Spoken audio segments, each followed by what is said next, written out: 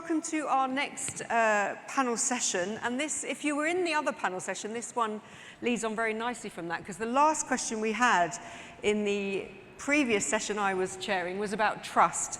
And this question, this panel is all about how digital transformation can help to build trust in government. So all the ways in which digitalizing is helping to build that crucial trust between government and citizens. We have an absolutely stellar panel with us here today. We have 6 people on the panel, so I'm conscious it's a large panel. So I am going to do very little talking. I'm going to just ask kind of one quick question to everybody in a moment. And then again, it's over to you, because I think we've had really great questions from the audience so far, and I'm expecting more of the same here. But very quickly, in terms of our fantastic panel, I'm going to try and get this right in terms of the order that we have got. So I'm going to start from the end there. So we've got Raj Thupal, who is Executive Vice President for Shared Services Canada. We've got Karen Myers, who is co-founder, President and CEO of Blueprint. We have, let me see here, we've got Wolfgang Ebner, who is Managing Section Head for Digitalization and E-Government at the Federal Chancellery, all the way from Austria. So great to have you with us here, Wolfgang. We've got Christine Bellamy, who is CEO for the Government Digital Service over in the UK. We've got Miguel Estape, who is Chief Executive Officer for Open Government of Catalonia in Spain and VP at ACGP. So thank you again. We've got a really international panel on this one. It's fantastic. And then we have Charles Taifa, who is Executive Director, Access to Information and Open Government Legislation and Policies at the Treasury Board of Canada Secretariat, and so far the longest title I have had of the day. So a fantastic panel. Please do get your comments and your questions coming in early on. But Charles, I'm going to kick off by asking you, because you sit where you are, kind of right at the heart of everything here in Canada, can you give us a sense of what your current priorities are when it comes to trust, and maybe an update on the new Trust and Transparency Strategy? So the Trust and Transparency Strategy was launched last May. The President had published the strategy. It's based on 3 foundational principles, which are accountability, transparency, and public participation. And essentially, there are 2 pillars supporting it, which is the Access to Information Modernization Action Plan and the National Action Plan on Open Government. So in terms of the open government work that we're doing, Canada has been a member of the Open Government Partnership since 2012. We've had completed 5 action plans. We're currently working on a 6th action plan. We've had already started launching the public engagement on that last spring, and we expect to have thematic discussions this fall. What's different about this plan, it's going to be a 4-year action plan, which is different from the 2-year cycle that we're used to. In terms of access to information, that act has been in place for over 40 years now, and there's been a few more recent changes that are noteworthy. Certainly, the addition of a Part 2 on proactive publication. So this essentially compels, through the force of law, the publication of certain data proactively, contracts and other information. But I think it's telling that change happened because people are really used to getting instant access to information, and having to wait 30 days or longer, depending on your access request, is probably not going to be feasible in the future. So I do think it's an area that's noteworthy, although there are some limits. It's a closed list of information that's there. In terms of the strategy itself, it kind of brings together these 2 streams of work under an umbrella strategy. But what we're focusing on, the strategy does have certain commitments. And I think one of the things that's foundational to it is looking at how we could assess maturity along these different, well, as I mentioned, the foundational principles of accountability, transparency, and public participation. So right now we're working with our multi-stakeholder forum, and that's a group of individuals that volunteer, they're outside of government, on a maturity model for public participation. So that work is advancing quite well, and what we're looking at doing is seeing the opportunities in terms of like the Access to Information Act. There's a mandated review in 2025, so we're starting the preparation work for that. That includes continuing dialogue with Indigenous partners. Brilliant. So, I mean, really interesting what you said there does lead so well from the session that we were having before, because one of the issues was how do you build trust, and transparency was one of the solutions that people mentioned. So everything you're doing is kind of aimed at maximizing transparency. And you also touch on there, which people might have thoughts about, citizens' expectations of how quickly they can access information are really changing. So important that government kind of addresses some of those rising expectations as well. Lots of food for thought there already, and I'm sure people in the room will have questions about the strategy and the action plan. Thanks so much, Charles.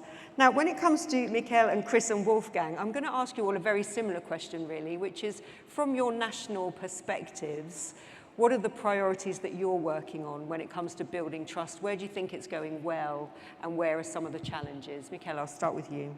First of all, thank you very much for the invitation to be here in this fantastic event. And second, congratulations to the Government of Canada for this great piece of work about building trust and transparency strategy. I've been having a look at it, and it's a lot of inspiration. Let me explain what we're working on, explaining just one example, one specific example about transparency. I mean, one of the most pressing concerns in digital transformation is the use of data and AI in government. Governments, we are increasingly using algorithms to deliver public services. However, most of the citizens don't understand what we're doing with their data, don't understand how this data, how these AI algorithms are impacting their lives, how their digital rights are protected. And this has raised a lot of concerns. So what we've done at the Open Government of Catalonia, we have introduced, or we have produced an algorithm transparency report, which for us is an essential tool to build trust in this new era of data and AI. Our frame has been inspired by the great work done by other governments and cities, for instance, Amsterdam, Helsinki, and inspired by the guidelines of the OECD, the European Commission, and also the NIST, the National Institute of Standards and Technology from the government, from the USA government. So what is this report? What is this register? Basically, it's a standardized approach for documenting decisions and assumptions made through all the system life cycling, yeah, from design, development to implementation. So we disclose essential information about the system, its goal, the impact, the data sets, the processing methods, the human oversight, the accountability, the risk, the mitigation measures, and so on, and more. Additionally, we evaluate the key digital rights for citizens, such as no discrimination, data privacy, or explainability. So this is an initiative that empowers the citizens to assess, study, or challenge the government's use of data and AI. We found that many governments have AI strategies around the world. We did a bit of research, but and all of these strategies include some kind of transparency report about AI algorithms. But in practice, we found very few transparency reports implemented, very, very few experiences. Well, at Open Government of Catalonia, we are fully committed to responsible, ethical, and trustworthy AI.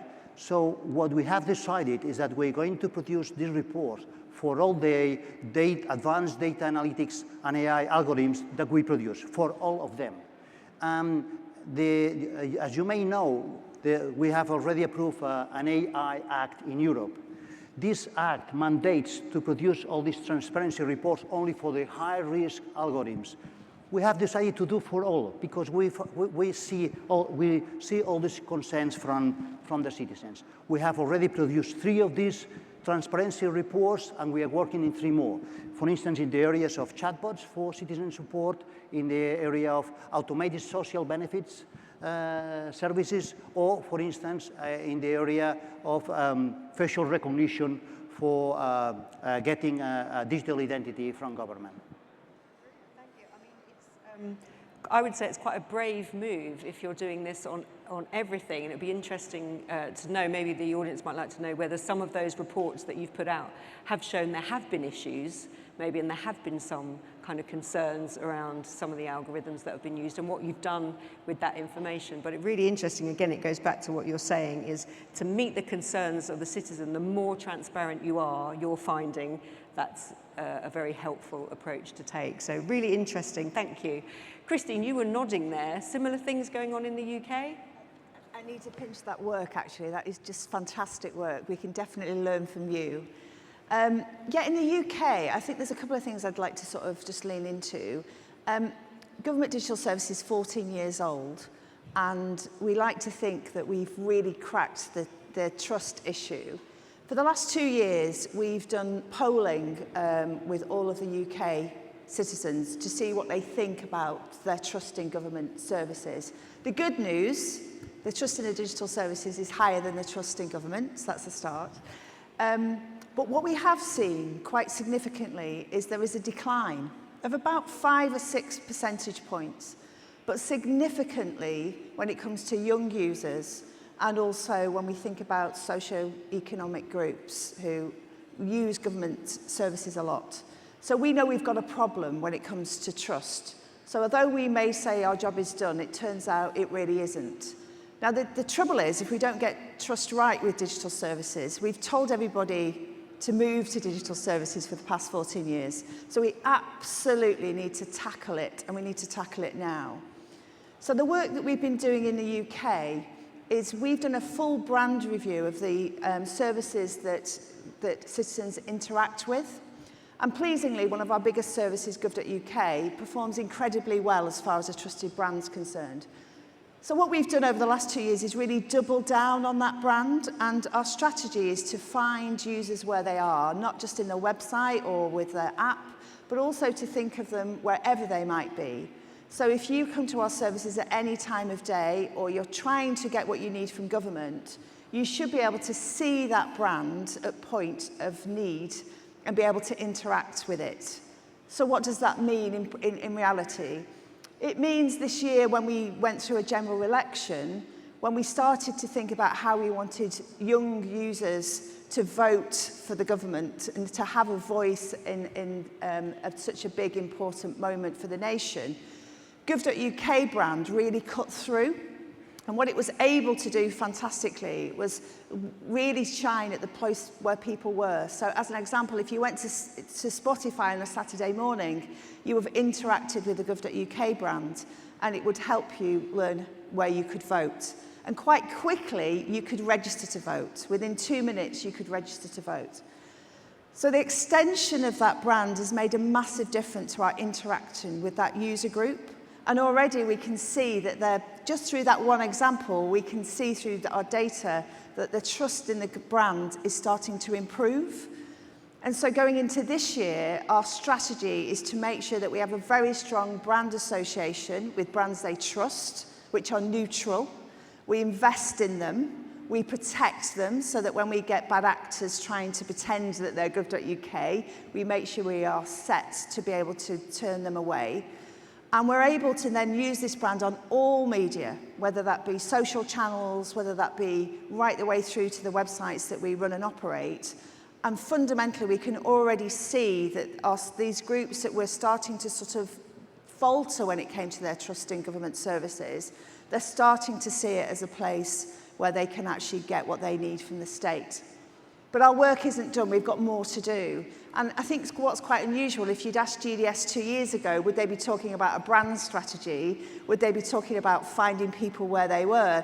They probably wouldn't. They'd be talking about this brilliant thing they'd built. And actually it turned out that if you can't get them to the thing, then it's a waste of time. So all our work on brand at the moment, and all our work on trust, is about making sure that citizens get what they need from government at point of need. And they do it through brands that they really, truly value and think are fair and trusted. But we've got more to do. Thanks, you, Chris. I mean, that's a fascinating approach as well, to associate with brands that are already trusted and to meet your users where they're at and make things as easy as possible for them. And I think there's a common theme emerging here, which is to build trust, you have to really understand your user as well, doing more work to understand your user. I do want to come back, or maybe the audience wants to touch on, because you mentioned building trust as well when there are so many fake sites around, and how do the citizens know they're dealing with a genuine government website, for example? I think really important question. Wolfgang, does some of this resonate with you, what's happening in Austria? Thank you. Thank you very much. And also from my side, thank you very much for the opportunity to talk to you here at this marvelous conference. Is it working now? It's not on, or it's not? Is it working?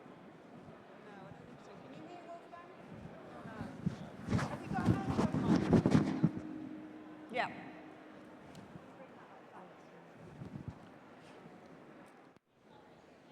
So we'll just run it up to the stage. There we go. This kind man is sprinting up from behind, getting his steps in. Thank you. Thanks so much.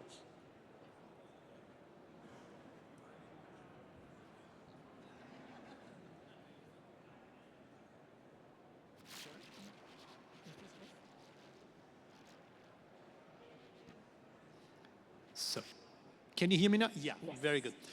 So also from my side, hello everybody, and thank you for the opportunity to talk to you on this exciting conference. Well, in Austria, I would like to begin with our strategic point of view, or the strategic level. Since some years now, we have digitalization really as a high priority within our government, and started on an overall view with the so-called Digital Austria Action Plan, which is a set of measures, a set of actions to bring digitalization in specific topics on a higher level. For example, the digitalization in farming, smart government has other obstacles and other issues to solve than, for example, the digitalization in e-health. This is the major digitalization strategy in Austria. Then we had also, we published some days ago a data strategy on how to use data, also in the light of the European involvement, where we are very much also in cooperation with our partners. And last but not least, last year we launched an e-government strategy, and there is one very specific point in the government strategy, the vision that people use trusted services in digital sovereign Austria.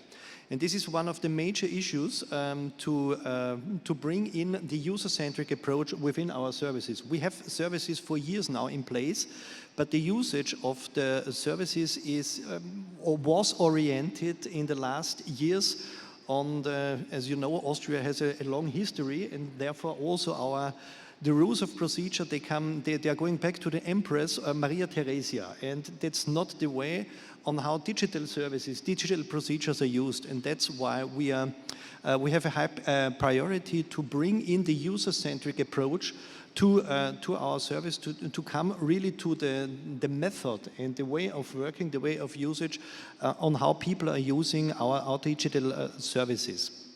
Trust, of course, is one of the major issues when talking on a technical level. We have an identity solution already in place in Austria for years now, the so-called ID Austria. And to give you a figure, Austria has 9 million inhabitants, and half of them are using already this electronic identity as a key for government services, for citizens, as well as for the economy. And you can also use this electronic identity, the ID Austria, also in the private economy or for the signing of contracts, just to give this small example.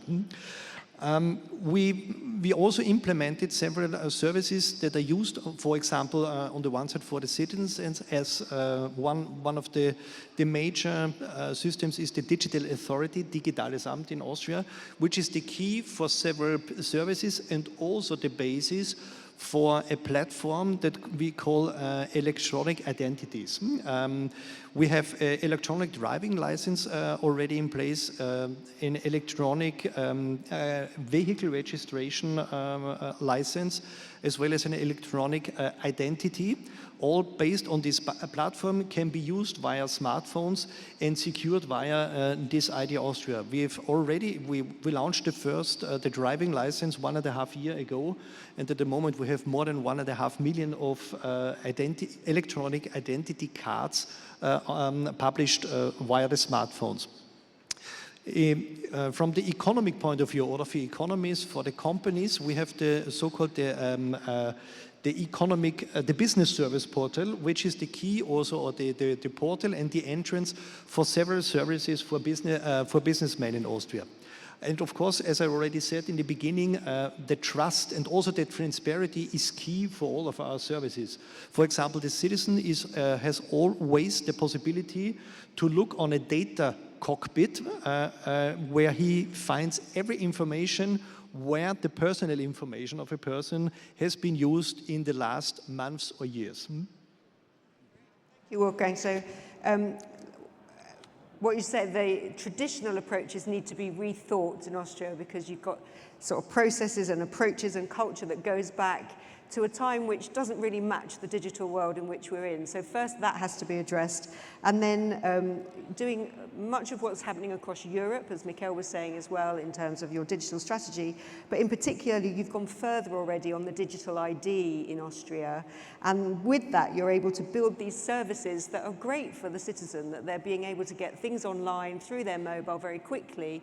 One of the things we've heard already today, the better the services are, the more trust your public is going to have in your services as well. So lots of food for thought there. We've got 2 more quick questions, and then I'm going to come out to you in the audience. So Karen, my question to you a little bit different, but you work with lots of different public bodies across the Canadian government. So how well do you think they're doing in making use of data to drive better services? So thank you for that question.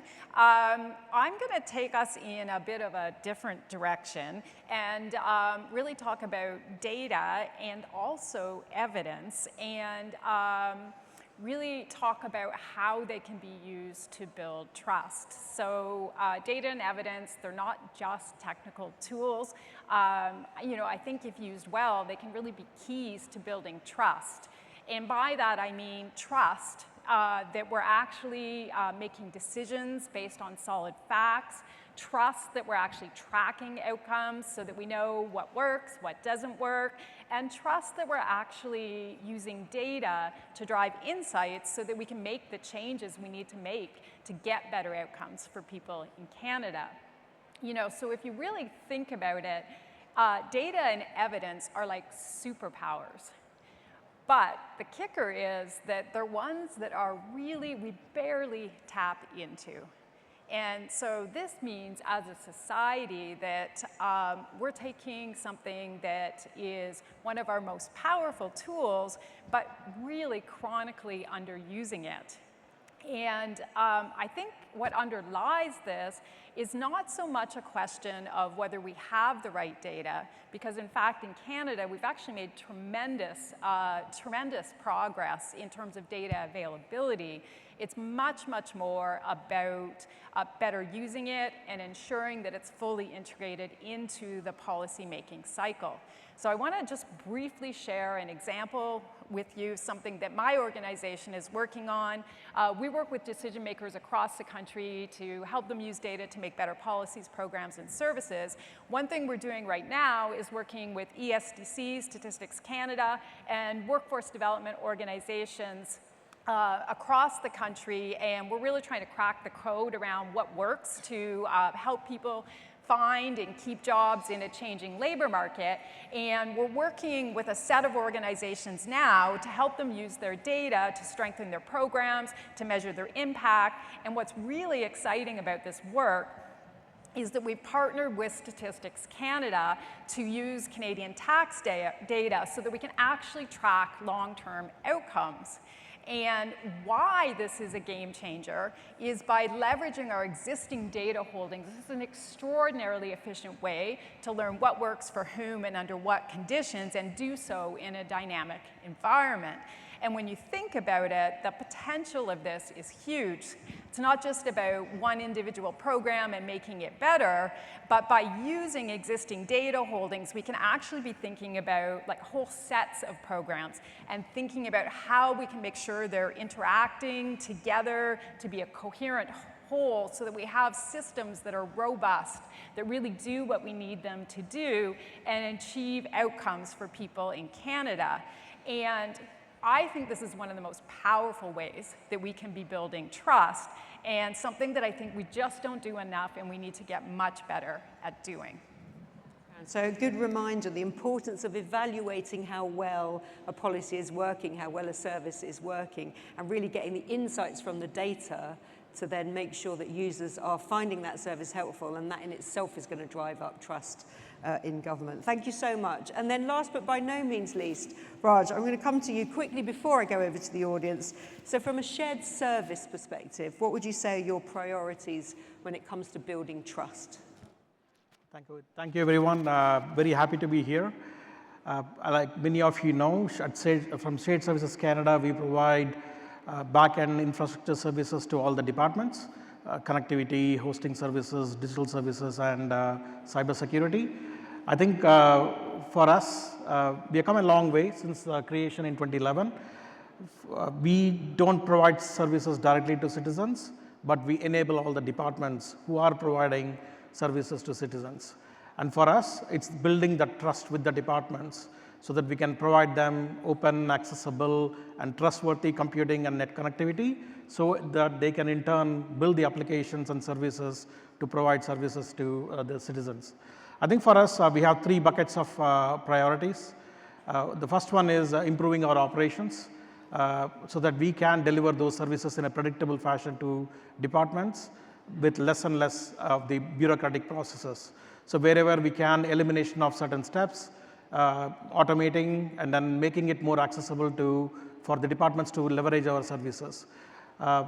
Also within that is to improve our incident management and problem management so that when things go down, it impacts the citizen service delivery. So reducing that will significantly improve the trust from citizens to the Government of Canada. So we are working on putting in additional steps and processes to improve that. Also, we do a lot of things during emergencies, like providing satellite communication services, quick turnaround to provide certain services to people that are deployed. So we are adding more and more capabilities to that. So all that within the first bucket. The second bucket of work is to enable the departments to digitally transform. So some of the big projects that's going on, the business development, the BDM at ESDC, Next Gen Pay that you probably heard about this morning, the digital platform modernization at IRCC, a number of other projects in CBSA, National Defense, RCMP, and others. All those big transformations requires the support from SSC. So those are our second bucket of priorities, enabling these services to be modernized. And lastly, it's modernizing our own services, which is what we call working digital, delivering digital together with the departments to modernize the services we provide across the four pillars: connectivity, hosting, cybersecurity, and digital services, which include move to cloud computing, ensuring cybersecurity is properly done, improving the hygiene of services, and more importantly, looking at certain capabilities which we are not providing today, but might be beneficial for SSC to provide as a horizontal enterprise service, like data platforms. We launched RPA procurement, and we have those contracts available for everyone. So we are looking at, like for the ATIP, we are also managing a platform for that. So we are looking at areas where we could do things that can help the departments better and launching those forward. So those are broadly the three buckets of services, priorities we have to enable the departments to provide better services. Thanks, Raj, and it's a really good reminder that in order to build that trust and deliver those brilliant services to the public, there's a lot of work that is going on behind the scenes and getting those foundational things in place. Brilliant, thank you so much. Lots of food for thought there. Who has questions to our audience? Anything to do with trust? It is really hard to see the audience up here in the lights. Who would like to ask the first question? I'm going to look all across because I haven't taken any questions from this side of the room yet. Yes, we've got a lady with her hand up here. And then do we have a second question so I can get the mic over? So if you could keep your hand right up, thank you, so they can see. We can come to that lady, and then if you do have a second question, put your hand up and we'll get the mic over to you as well. Yes, we've got two ladies down here afterwards, thanks. Okay, thank you. So thanks everyone for coming to this panel discussion. I think trust in government is especially pertinent in our modern context. I think I'm wondering, one of the panelists mentioned that they noticed a decline in trust in the government, especially amongst young people and certain marginalized groups.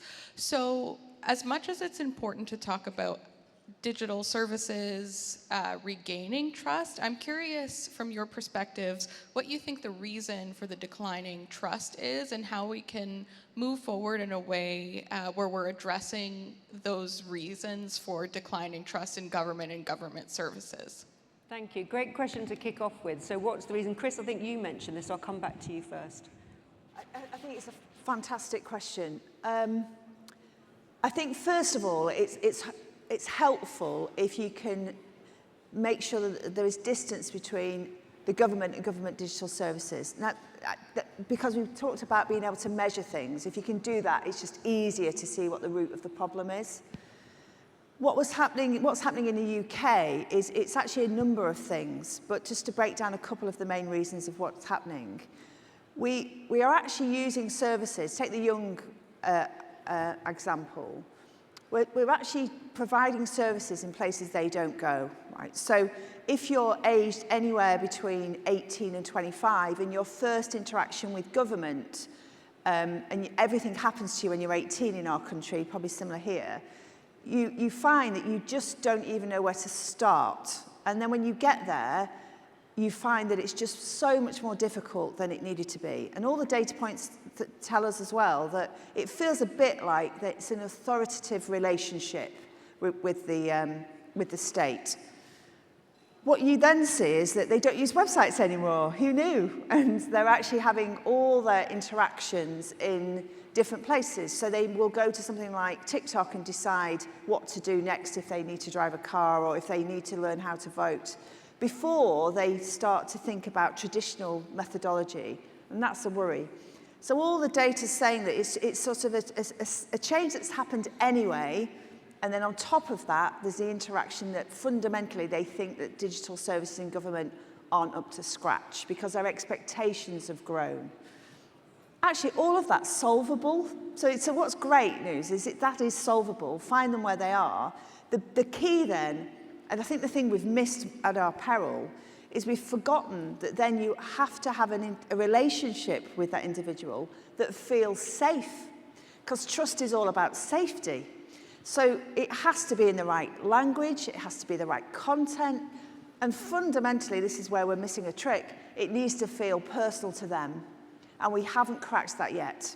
Even if you do sign in and you're an organisation that's logged in from the start, a government that does, it probably doesn't feel personal. So I think that's the one still to crack. But fundamentally, these audiences have moved away from us, and we need to make them feel safe. Difference between losing trust in the digital services and losing trust in government, which is wrapped up in a whole nother set of issues. I know we've got another question, so unless anybody definitely, yeah, sure, Charles, come in. I just wanted to add a nuance to that because we had the same question internally. And I think there's a distinction to be made between when you ask people whether you trust government and whether you ask them you trust democratic process as a means of governing. That is still relatively high in terms of, so people generally trust the system of democracy as a means to govern. So I think that's an important distinction to make. Although one of the reasons that we see is a lack of public engagement, so people don't feel that they're engaged on policies that directly impact them. And I think that's why in the Trust and Transparency Strategy, we're putting a lot of emphasis on that aspect. And I think governments around the world are getting better at co-designing things with their citizens so they have that engagement and buy-in from the start. So we have 2 more questions down here from the front. Okay, thank you very much. Mine is going to be a brief one. Having heard from the experiences that you've had, some of the laws that you have in place to ensure that we have trust enforced, in Uganda, we have a data protection policy that was developed in about 2019 towards ensuring that we create trust between the public for the government services that they're offering and systems. But you still find that even with such a policy, the institutions between government, different ministries cannot share data simply because there is no trust even within government. So I'm just trying to find out what kind of mechanisms have you put in place to drive enforcement for data protection. One of the requirements for us is that, entities have to register with the Data Protection Office to ensure and create assurance that there is, data protection, but it still doesn't work. So I just need to know what kind of things are being done. Thank you. Great question. And I'm going to take the second question because we're running out of time, and then I'm going to ask everybody, you can answer one or both of the questions. Thank you. Panel. I would love reflections on some anti-patterns. So we've talked about what builds trust. What are the things that kills trust? So when we all go back to our respective roles in governments, what should we be watching out for? Great. So, questions that we have here. Data protection and data privacy. How do you ensure that's so well established that people trust each other to share their data? So that's not just the public and the government, but between departments within the government as well. And then the other question, I love this question, what kills trust? So we've said what builds trust, what are the red flags we should be looking out for in terms of what kills trust? Wolfgang, you want to come in? I would like to come to the first question about data protection. I'm looking to Miguel because we are both members, Spain as well as Austria, from the European Union, and we have, I guess, I can say that in the room we have one of the strictest or the hardest data protection laws, the European Data Protection Code on a European level that forces us to take data protection really on the highest level, and we are doing that, of course. On the other side, it's a little bit also a cultural question more than a data protection question when talking about the exchange of data between ministries or organizations. And therefore, this is really a question to build up trust between 2 ministries or more than 2 ministries to share the data concerning one business case, one person or something else. On a technical point of view, we have a quite good solution, I guess, with the Digital Austria Data Exchange, which is a technical infrastructure, a tool that picks up the data from different registers for one business case or one administrative case. And it's working better and better, but it is really a tough task to build up the trust between the organizations. It's not the lack of trust from citizens or from the companies in the direction of the administration. It's really a cultural point of view or a cultural obstacle within the government. But it can only be solved with discussion after discussion. It's working much better than some years or some months ago. But yeah, it's more a cultural point of view from our side. Picking that up maybe afterwards if you have any further questions on the data sharing and the data privacy. Mikhail, you wanted to come in? Yeah.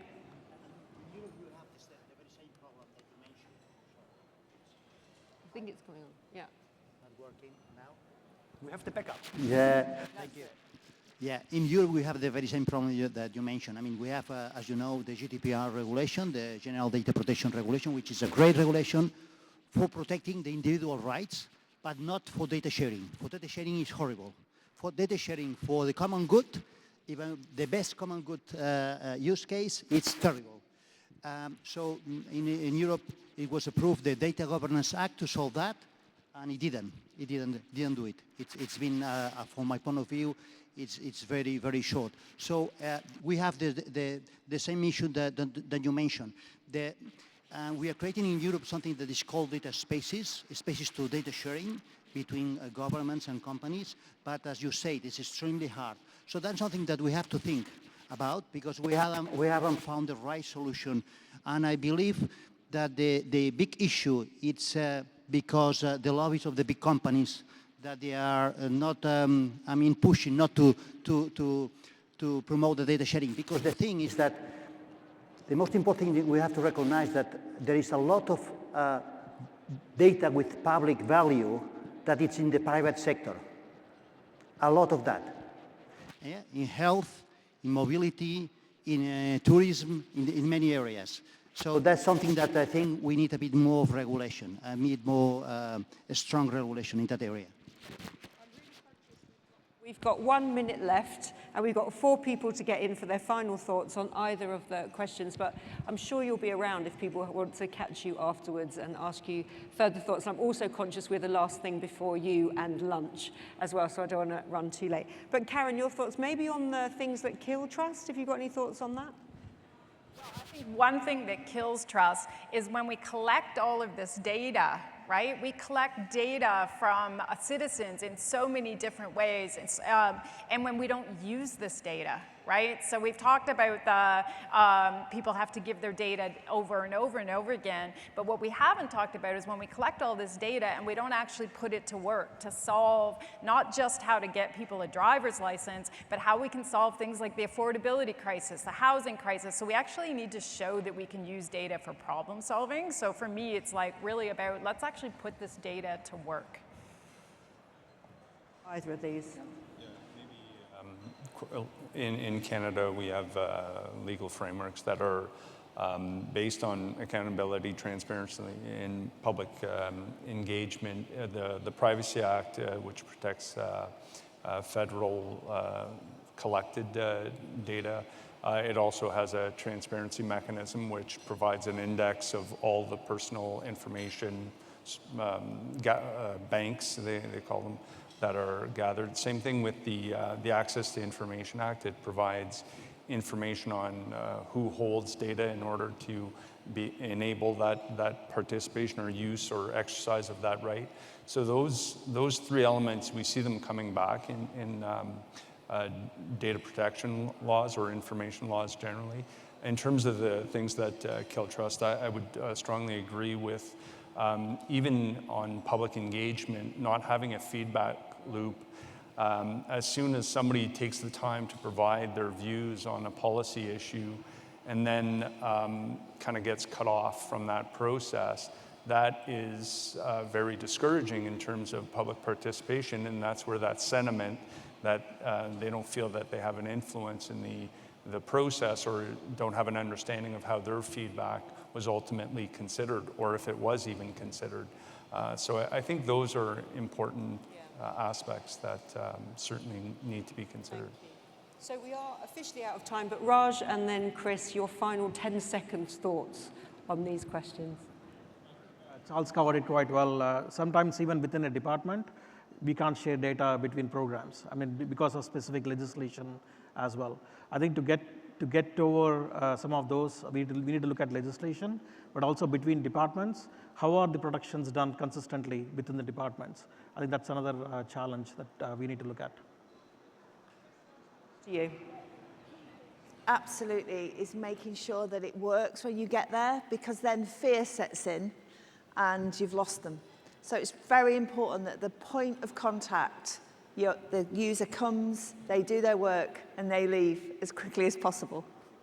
Be competent. I mean, competent. Being good is the best thing in creating trust. Thank you so much. Please join me in a warm round of applause to our great panel.